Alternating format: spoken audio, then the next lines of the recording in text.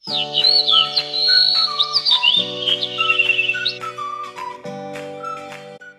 कहानी है सुजानपुर गांव की। कहने को तो सुजानपुर बहुत सीधा सादा गांव था, पर यहाँ के लोग बातों के बड़े कच्चे थे। कोई अपनी शेखी बघारता तो कोई दूसरों को चूना लगाने में माहिर था। और इसी गांव में रहता था हमारा भोलू। उठ बोलू बेटा, जल्दी जा बाजार से सामान लेकर आ। अरे बोलू, उठ ना बेटा, जल्दी कर। जी माँ, बताइए क्या चाहिए, मैं अभी ले आता हूँ। जा दुकान से राशन ले आ, उसने डाल दिया है।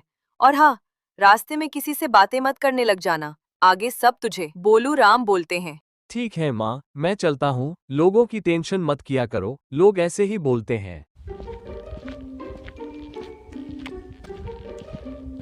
नमस्ते अंकल, मम्मी ने राशन डालने को कहा था, डाल दिया आपने? नमस्ते, राशन तो कब का डाल दिया है।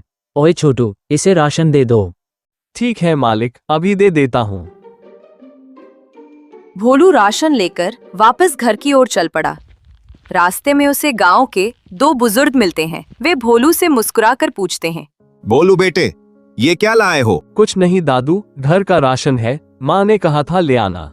ठीक है बेटा, इसी तरह अपनी माँ की सेवा किया कर। फिर भोलू के दोस्त मिल जाते हैं और भोलू से कहते हैं कि भोलू, हम पुराने तालाब के पास खेलने जा रहे हैं, तुम चलोगे क्या? नहीं यार, माँ ने मना किया है, इसलिए मैं नहीं जा सकता। माँ ने मना नहीं किया है, तुम डरपोक हो इसलिए बाहर नहीं जा रहे, डरपोक कहीं के। ठीक है, अगर ऐसी बात है तो चलो, मैं भी खेलने चलूंगा और यह भी बताऊंगा कि मैं डरपोक नहीं हूँ। पहले ये राशन घर रख दूं, उसके बाद चलते हैं। भोलू अपने दोस्तों के साथ चल तो पड़ा, लेकिन उसे अभी तक ये नहीं पता चला था कि उसके दोस्त उसे लेकर कहाँ जा रहे हैं। भोलू बेचारा यही सोच रहा था कि शायद वे उसे पुराने तालाब के पास ले जा रहे हैं, लेकिन उसके दोस्तों के दिमाग में कुछ और ही चल रहा था। दोनों दोस्त भोलू को लेकर पुरानी हवेली पर चले जाते हैं। ये हवेली भूतिया कहानियों में काफी मशहूर थी। वर्षों से इसके अंदर कोई नहीं गया था। अरे सालों, ये कहाँ लेकर आए तुम लोग? तुमको पता है ना इसके बारे में? ये तो एक भूतिया हवेली है। चलो जल्दी घर चलते हैं, यहाँ नहीं रुकना। देख, तू अपना दोस्त है इसलिए बताता हूँ, ध्यान से सुनना। मुझे और अरुण को एक बाबा ने बताया था कि पुरानी हवेली में बहुत बड़ा खजाना है। सोच, हमारे हाथ लग गया तो हम कितने अमीर हो जाएंगे, और तुझे भी कोई भोलू नहीं बोलेगा यारा। नहीं, ऐसा कुछ नहीं है, तुम लोग जाओ, मैं नहीं जाऊंगा, मैं चला अपने घर। देखा, मैंने पहले ही कहा था, ये भोलू ही नहीं डरपोक भी है। चल ना यार, इतना क्या डरना। बाबा ने कहा था कि तीनों दोस्त चाहिए तभी खजाना मिलेगा। चल ठीक है, देख ही लेते हैं, जो होगा देखा जाएगा। जय बजरंग बली। तीनों दोस्त अपने अपने काम में खो गए और धीरे धीरे खजाना ढूंढने लग गए। बहुत देर तक खजाना ढूंढा, लेकिन कोई खजाना नहीं मिला। लेकिन कुछ पैसे और एक टोपी जरूर मिली। अरुण ने दिमाग लगाया और बोला, जो जो मिला है वही उसका होगा। लेकिन भोलू को एक पुरानी टोपी मिली। भोलू थोड़ा निराश हुआ, पर कुछ कह ना सका। वह टोपी लेकर घर चला गया।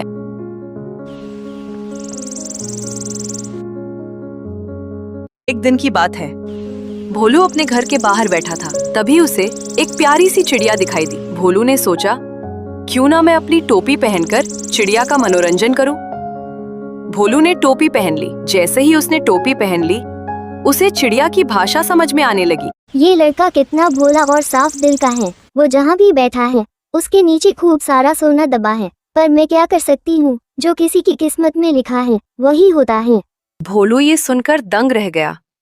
उसे समझ ही नहीं आया कि ये सब क्या है और कौन बोल रहा है।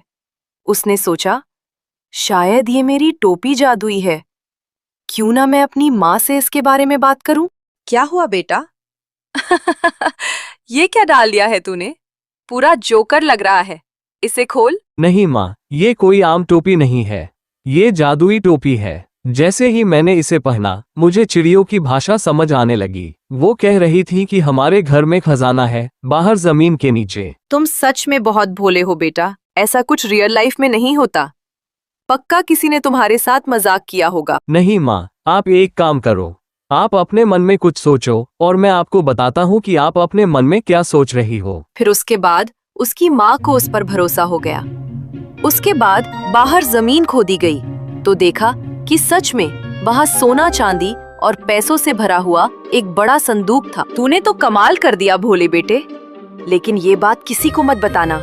ये भगवान का दिया हुआ तोहफा है जो तुझे मिला है। ठीक है माँ, मैं किसी को नहीं बताऊंगा। अब मैं सबको दिखाऊंगा कि मैं भोला राम नहीं हूँ, बल्कि अपने गांव का सबसे बुद्धिमान लड़का हूँ। गांव वालों, जैसा कि आप सभी को पता है कि मैंने हमारे गांव में स्कूल बनवाने की कसम खाई थी ताकि गांव का हर बच्चा पढ़ लिख सके और आगे चलकर अच्छा इंसान बन सके। लेकिन सरकार की ओर से पूरे पैसे नहीं मिले, जिस कारण स्कूल का काम बीच में ही रुक गया है। अब मुझे आप सभी की मदद चाहिए।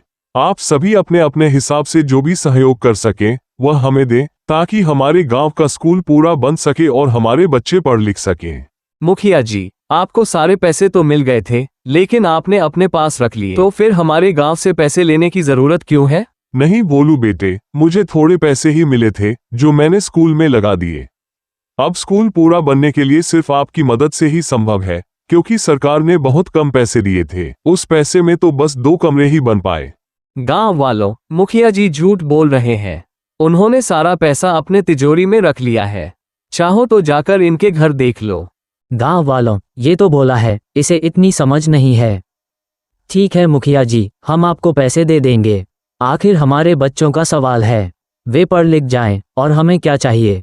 इसी तरह से मुखिया ने गांव वालों को मनाया और स्कूल बनाने के नाम पर पैसे ले लिए। लेकिन गांव वालों को पता नहीं था कि उसके दिल में क्या चल रहा है। स्कूल तो बस दिखावा था, असली काम कुछ और ही था, और इस नाम पर उसने पैसे ले लिए।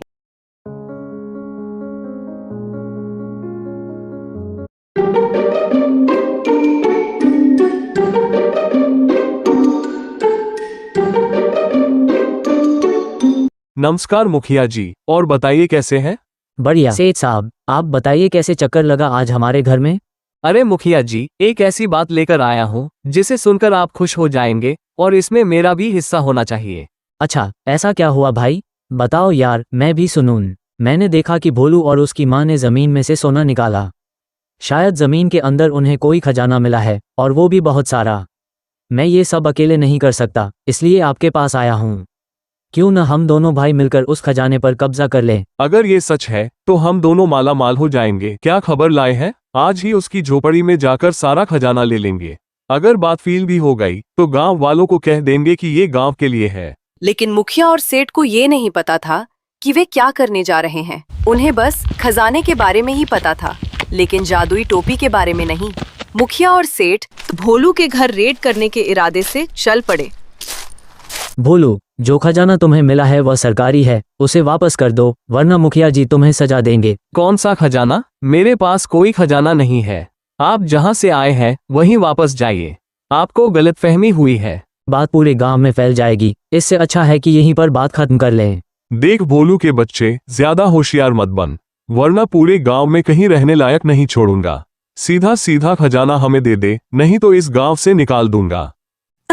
हमें छोड़ दो प्लीज। भोलू कुछ कर नहीं सका और रोने लगा, लेकिन मुखिया ने जरा सा भी तरस नहीं खाया और सारा खजाना अपने घर ले गया। मजा आ गया मुखिया जी, अब तो हम और अमीर हो गए। बड़ा चला आया था भोलू का बच्चा, खजाने के सोने चांदी पर अपना हक जमाने वाला। दोनों ने मिलकर खजाने को आधा आधा बांट लिया। मुखिया और सेठ दोनों बहुत खुश थे, लेकिन उन्हें यह पता नहीं था कि जिसे वे खजाना समझकर लाए हैं वही उनके लिए मुसीबत बनकर आएगा। यह सारा कमाल जादुई टोपी का था। खजाना तो सेठ और मुखिया तक पहुंचना ही था। अगले दिन ऐसा हुआ जिससे पूरे गांव में डर का माहौल बन गया। गांव के चौक में मुखिया और सेठ दोनों की मृतदेह पड़ी हुई थी। किसी को कुछ भी पता नहीं था कि यह किसने किया, कैसे हुआ और क्यों हुआ। लोग हैरान थे कि आखिर ऐसा कैसे हो गया। बस पेड़ के नीचे लिखा हुआ था, मेरा बदला पूरा हुआ, मैं आज से मुक्त हुई। कौन से बदले की बात हो रही थी? आखिर इस बात में सच्चाई क्या थी? और वह जादुई टोपी वह और क्या क्या खेल खेलेगी इस गांव में? दोस्तों, जानने के लिए इसके दूसरे भाग में आगे बढ़िए। सारी सच्चाई सामने आएगी दूसरे भाग में।